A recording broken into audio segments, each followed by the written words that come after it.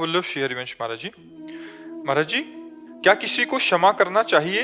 कभी कभी क्षमा करने से अपराधी की हिम्मत बढ़ जाती है। तो तुम्हारी क्षमा उसके लिए सांप से भी बढ़कर दंडनीय हो जाएगी। उमा क्षमा सापौ ते भारी, अपने कर्म जाय अपकारी। यदि आप दंड दोगे तो कानून में आप अपराधी साबित हो जाओगे। मतलब हमारा कहने का अर्थ ये है कि जैसे हमने किसी को क्षमा करा तो उसकी हिम्मत बढ़ती है। नहीं बढ़ेगी, उसकी हिम्मत बढ़ा के ऐसी जगह ले जाएगी कि इतनी ऊंचाई से गिराएगी कि हाथ पैर टूट जाएंगे, उसके किसी काम का नहीं रहेगा।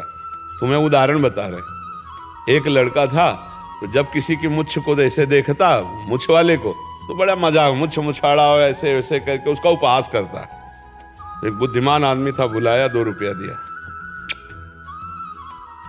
अब एक आर्मी का आदमी ऐसे जा रहा था, वो 2 रुपया पाए, बड़े उलग से फिर उसका मार थप्पड़, 3-4 थप्पड़ मार, दोबारा उस रोड में खड़े होकर ये मजाक करना बंद कर दिया। वो 2 रुपया जानते हो किस बात के लिए दिया था?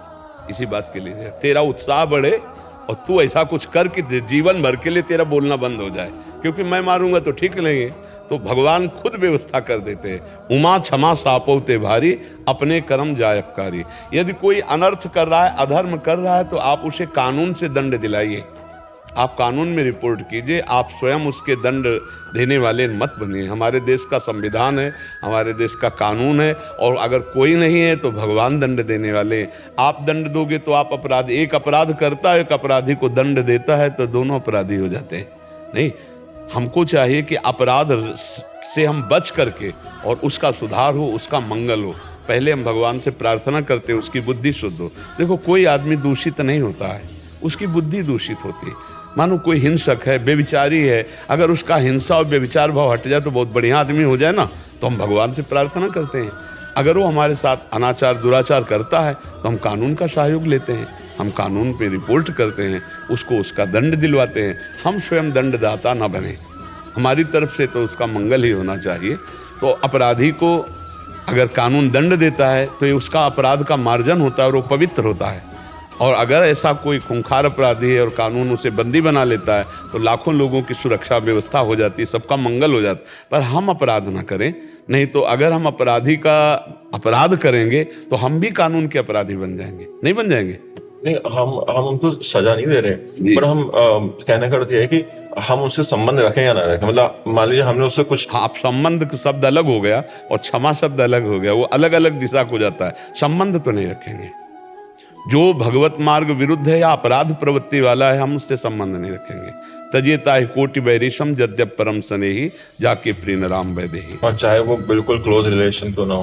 हाँ, क्यों? तजो पिता प्रहलाद, आगे में इसी के बोला, तजो पिता प्रहलाद विभीषण बंधु भरत महतारी, गुरुबल तजो कंत ब्रज बनितन बेमुद मंगलकारी। सब मंगल भवन प्रभु का भजन करके सबका मंगल करने वाले महापुरुष बन गए। समझ रहे? चाहे जितना क्लोज हो, अगर अधर्माचरण करते हो तो हम आपको नहीं मानते।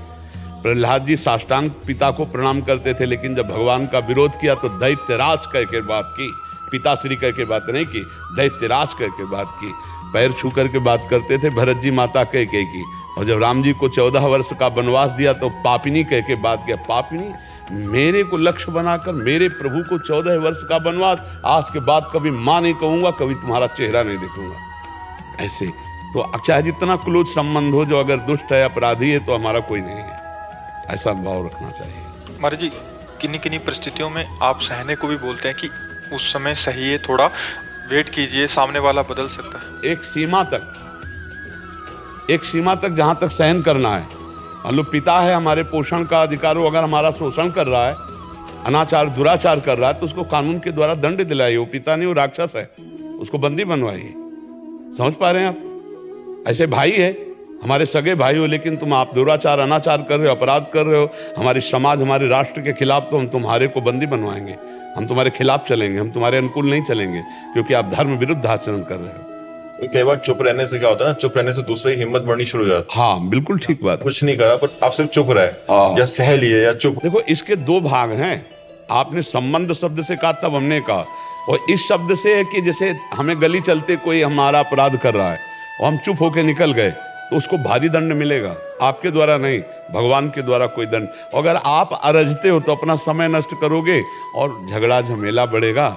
मौन, सब गलतियों को क्षमा करके चुपचाप निकल जाना है, तो अब उसका बढ़ावा होगा। अब वो ऐसी जगह फंसेगा जहां उसका बाप मिलेगा, और उसको ऐसा उत्तर देगा ना कि जीवन भर के लिए समझ जाएगा। पक्का समझ लो, अपने को जहाँ तक हो बचा के निकलना चाहिए। मतलब वो ऐसा समझो, गंदी नाली में ईंट मारो तो अपने ऊपर चिट्ठी पड़ती है, वो तो है ही है। अगर उससे आप बात करोगे तो आपका माइंड भी परेशान हो जाएगा। हो सकता है ऐसी और प्रतिकूलताएं बढ़ा दे वो।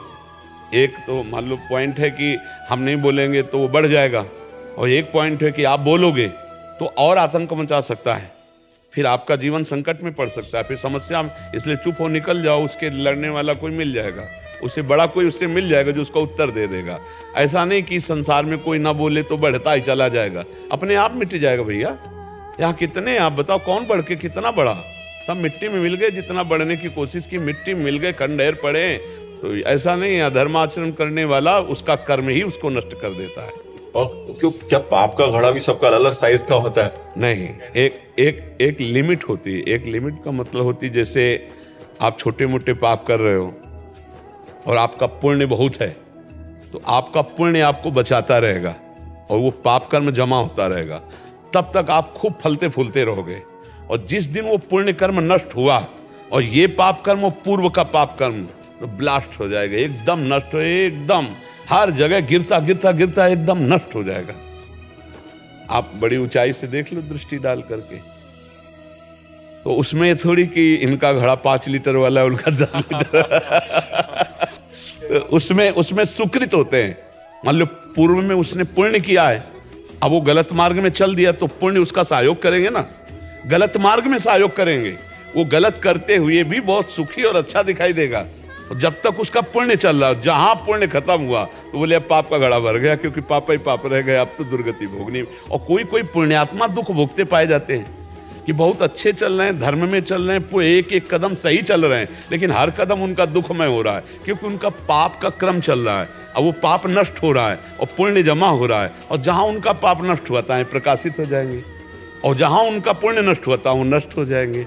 पाप कर्म करने वाला जैसे दुर्योधन थे, तो कितना बड़े, पूरा हस्तिनापुर इंद्रप्रस्थ सब अपने कब्जे में कर लिया। पांडवों को 12 वर्ष का वनवास, 1 वर्ष का अज्ञातवास, पर परिणाम क्या हुआ? काट के फेंक दिए गए। सिंहासन पर तो युधिष्ठिर जी बैठे ना, तो हमें परिणाम पर दृष्टि रखनी है। सत्य चलने वाला थोड़ा दुखी हो सकता है, लेकिन परिणाम उसका बहुत अच्छा होगा। पाप कर्म करने वाला थोड़ा सुखी दिखाई दे सकता है, लेकिन परिणाम बहुत बुरा होगा, वो नष्ट भ्रष्ट हो जाएगा। और कई बार जो पुण्य आत्मा होती है उसका जो अंतिम समय होता है ना, वो बहुत ट्रेजिक होता है। मतलब कई बार मैंने देखा जैसे बहुत बड़े महात्मा भी है तो उनकी एंडिंग बहुत क्या होता है tragic इसमें, क्या होता है कि जैसे हजारों अनंत जन्म व्यतीत हो गए, अब हमें भगवत प्राप्ति, अंतिम जन्म है हमारा, अब शरीर तो छोड़ना है। हो सकता है कीड़े भी पड़ जाएं, हो सकता है सड़न भी पैदा हो जाए, क्योंकि अब जाना, अब जाते जाते सब हिसाब किताब बराबर, अब जाके भगवान। और कितने ऐसे पापी देखे जाते हैं कि 1 सेकंड में शरीर छूटा और कोई परेशानी नहीं, चले गए, क्योंकि उनकी लंबी यात्रा है, फिर आएंगे, फिर जन्मेंगे, फिर मरेंगे, और उनका आखिरी जन्म। ऐसा सैकड़ों महात्माओं को देखा गया कि मतलब अंतिम जो बहुत ही मतलब बहुत ही, कि जो आप संसारी आदमी के भी नहीं देखेंगे ऐसी शरीर की स्थिति, पर उनका आखिरी जन्म है। अनंत जन्मों का हिसाब किताब बराबर करके वो भगवान के धाम जा रहे हैं, क्योंकि शरीर तो छूटेगा ही, और छूटते छूटते सब हिसाब किताब हो गए और भगवान को प्राप्त हो गए। भारती जी, कटक उड़ीसा से। श्री राधा वल्लभ राधा वल्लभ श्री हरिवंश महाराज जी।